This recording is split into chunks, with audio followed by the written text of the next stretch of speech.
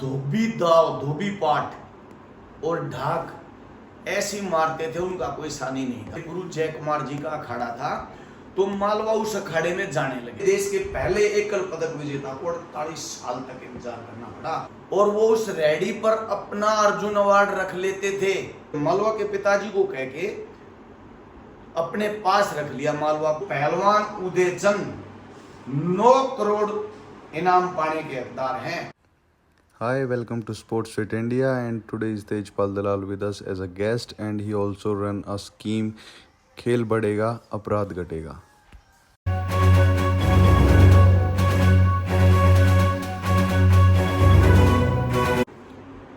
अभी Asian games समाप्त हुए हैं और आपको कई लोगों ने ये बताया होगा कि एशियन गेम्स की कुश्ती स्पर्धा में सबसे पहला मेडल किस भारतीय पहलवान ने जीता था और अंतिम बार स्वर्ण पदक की यहाँ बात हो रही है, अंतिम स्वर्ण पदक किन्होंने जीता था। साथियों, एशियन गेम्स में सबसे पहला गोल्ड मेडल 1962 जकार्ता एशियाई खेलों में भारतीय पहलवान मालवा ने जीता था और अंतिम बार 2018 एशियाई खेलों में भारतीय पहलवान विनेश और बजरंग पूनिया ने देश के लिए स्वर्ण पदक जीता था। लेकिन शायद आज तक आपको किसी ने ये ना बताया हो कि 1962 जकार्ता इंडोनेशिया एशियाई खेलों में ग्रीको रोमन में स्वर्ण और फ्री स्टाइल में कांस्य पदक विजेता पहलवान मालवा कौन थे, कहां वो पहलवानी करते थे, क्या उनकी दशा थी, क्या उनको पुरस्कार मिले, आज मैं आपको यही बात बताऊंगा। साथियों, पहलवान मालवा उत्तर प्रदेश के अलीगढ़ जिले के कोडिया ग्राम गांव में 1946 में उनका जन्म हुआ था और उनके पिताजी काम की तलाश में दिल्ली आ गए। दिल्ली आकर वो झंडेवाला के आसपास से रहने लगे और जैसा कि आपको पता है, इस देश के देहात के हर घर में कुश्ती का शौक है, हर बच्चा कुश्ती करना चाहता है, मिट्टी में लोट-पोट होना चाहता है। तो ऐसे ही उस बालक मालवा ने देखा कि झंडेवाला में गुरु जय कुमार जी, जो कि उत्तर प्रदेश के रहने वाले थे, गुरु जय कुमार जी का अखाड़ा था, तो मालवा उस अखाड़े में जाने लगे और देखते ही देखते मालवा देश और दुनिया के चैंपियन पहलवान बन गए। और वो कोई बहुत पैसे वाले नहीं थे। गुरु जय कुमार ने जब उनकी प्रतिभा देखी तो उन्होंने मालवा के पिताजी को कह के अपने पास रख लिया मालवा को। उन्होंने, उनके पिताजी ने बताया कि हमारे घर में इतना पैसा, हमारी दशा ऐसी नहीं है कि हम इसको पहलवान बना सके, इसको खिला पिला सके। लेकिन गुरु जय कुमार ने कहा कि ये आप सब मुझ पर छोड़ दीजिए, मैं प्रयास करूंगा, क्योंकि इस बालक में बहुत प्रतिभा है, ये प्रतिभा का धनी है। तो एक दिन ऐसा आया जब 1961 योकोहामा वर्ल्ड चैंपियनशिप में मालवा ने देश का, भारत का प्रतिनिधित्व किया। उससे पहले मैं आपको बता देता हूं कि 1962 जकार्ता इंडोनेशिया एशियाई खेलों में मालवा ने 2 पदक जीते थे। और साथियों, उनकी खूबी क्या थी, मालवा धोबी दाव, धोबी पाठ और ढाक ऐसी मारते थे, उनका कोई सानी नहीं था। और धोबी पाठ तो वो विरोधी पहलवान को बता के मारते थे कि मैं धोबी मारूंगा, अगर आप काट कर सकते हो, बच सकते हो तो बचो। लेकिन फिर भी पहलवान उनके दाव से नहीं बच पाते थे। अब मैं आपको एक ऐतिहासिक चीज आपके सामने खुद पढ़ के सुनाता हूं। साथियों, एक सोवियत संघ के एक लेखक थे सर्गेई प्रोब्रांस्की। वो बड़े विद्वान व्यक्ति थे। उन्होंने कुश्ती पर एक किताब लिखी, एक पुस्तक लिखी, wrestling is a men's game. और उस किताब में 1961 वर्ल्ड चैंपियनशिप लेखक महोदय वहां देख रहे थे, वहां उपस्थित थे। उन्होंने भारतीय पहलवानों की कुश्तियां देखी, उनके बारे में काफी कुछ लिखा। उन्होंने मालवा पहलवान के बारे में क्या लिखा मैं आपको पढ़ के सुनाता हूं। मैंने अपनी पुस्तक स्वाधीन भारत का कुश्ती गौरव में उनकी ये लाइनें एज इट इज कोट की हैं। The performance of the 13-year-old Malwa from India in the division up to 52 kg surprised everyone. He followed the strongest American Mattman Dick Wilson. Only the freestyle ace Japanese Matsubara and world champion Turkish Yalmanais stopped the young Indian lad. Regretfully, Malwa never again appeared on the world championship match. लेखक महोदय ने बताया कि ये 13 साल का लड़का, मालवा की जो हाइट थी वो 5 फुट से भी काफी कम थी और उनकी जो बॉडी देखकर लेखक महोदय ने कहा कि इनकी उम्र तो 13 साल है और वो ज्यादा से ज्यादा 14 या 15 साल के रहे होंगे। तो उन्होंने कहा कि इस बालक ने अमेरिकन जो धुरंधर पहलवान था अमेरिका का डिक विल्सन, उसको देखते ही मैट पर धराशायी कर दिया। लेकिन जापानी और टर्की के जो वर्ल्ड चैंपियन पहलवान थे उन्होंने इस पहलवान का विजय रथ रोक दिया और लेखक ने बड़े भारी मन से बड़े दुख से ये भी कहा कि ये लड़ाका पहलवान मुझे कभी भी वर्ल्ड चैंपियनशिप के मैट पर दिखाई नहीं दिया। साथियों, मालवा ने 1964 वर्ल्ड चैंपियनशिप 1964 टोक्यो ओलंपिक में भी देश का प्रतिनिधित्व किया। अब जब उन्होंने वो कुश्ती से दूर हो गए तो उनकी ये कोई बनावटी कहानी नहीं है, सच्ची कहानी।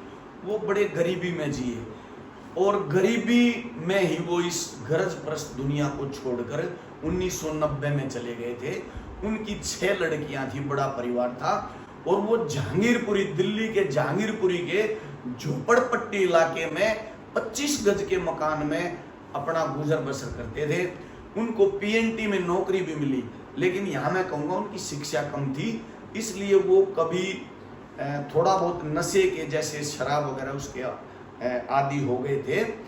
लेकिन उन्होंने बहुत मेहनत की, कुश्ती के साथ साथ उन्होंने अपनी जीविका कमाने के लिए भी उस व्यक्ति ने, उस पहलवान ने बहुत मेहनत की और वो जहांगीरपुरी मुख्य मार्ग पर टिक्की बेचते थे, रेहड़ी पर टिक्की बेचते थे। और साथियों, पहलवान मालवा को 1962 में अर्जुन अवार्ड से नवाजा गया था और वो उस रेहड़ी पर अपना अर्जुन अवार्ड रख लेते थे। ये कहानी है देश के चैंपियनों की, पूर्व चैंपियनों की। इसके अलावा उन्होंने चावड़ी बाजार में कुछ समय ठेला भी खींचा, चावड़ी बाजार क्षेत्र में। तो उनको मतलब अपनी रोजी रोटी चलाने के लिए, अपने परिवार का पेट पालने के लिए क्या कुछ नहीं करना पड़ा। और उन्होंने फिर वो बीमार रहने लगे। क्यों? पहले कुश्ती में जी तोड़ मेहनत की, बाद में रोजी रोटी कमाने के लिए जी तोड़ मेहनत की। उन्होंने गुजारिश भी कई लोगों से, सरकार से की कि उनका इलाज करवा दिया जाए, लेकिन ऐसा कुछ नहीं हुआ और वो गरीबी में 1990 में इस दुनिया से, बीमारी से चले गए। और मैं एक बात और बता देता हूं उनके बारे में। रूस में उस पहलवान को हीरा मानते थे, उनको वहां पर बेस्ट रेसलर का पुरस्कार भी मिला, श्रीलंका में भी उनको पुरस्कार मिला। रसिया के लोग इतना प्यार करते थे मालवा पहलवान से। मुझे उदयचंद पहलवान जी ने, मुख्तार पहलवान जी ने और कई जो सेना के पहलवान, उन्होंने काफ़ी कुछ, मेरे पिताजी जो खुद एक बहुत बड़े अच्छे पहलवान रहे, उन्होंने मालवा के बारे में मुझे काफ़ी सारी चीज़ें बताई।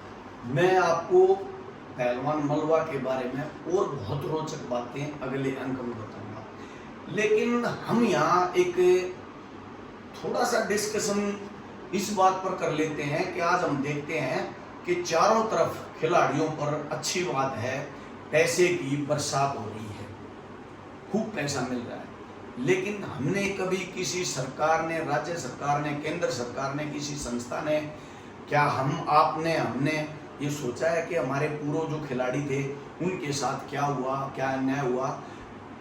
आप ये देखिए, 1952 हेलसिंकी ओलंपिक में देश को पहला एकल पदक दिलाने वाले पहलवान केडी जाधव को 48 साल बाद वर्ष 2000 में, और वो भी उनकी मृत्यु के बाद, देहावसान के बाद उनको अर्जुन अवार्ड मिला। ये हमारे देश के पूर्व चैंपियनों की कहानी है। उस टाइम पर जब उनको ये पुरस्कार मिला वर्ष 2000 में, माननीय अटल जी की सरकार थी, 48 साल बाद उनको अर्जुन अवार्ड मिला। एक अर्जुन अवार्ड के लिए पहले देश के पहले एकल पदक विजेता को 48 साल तक इंतजार करना पड़ा।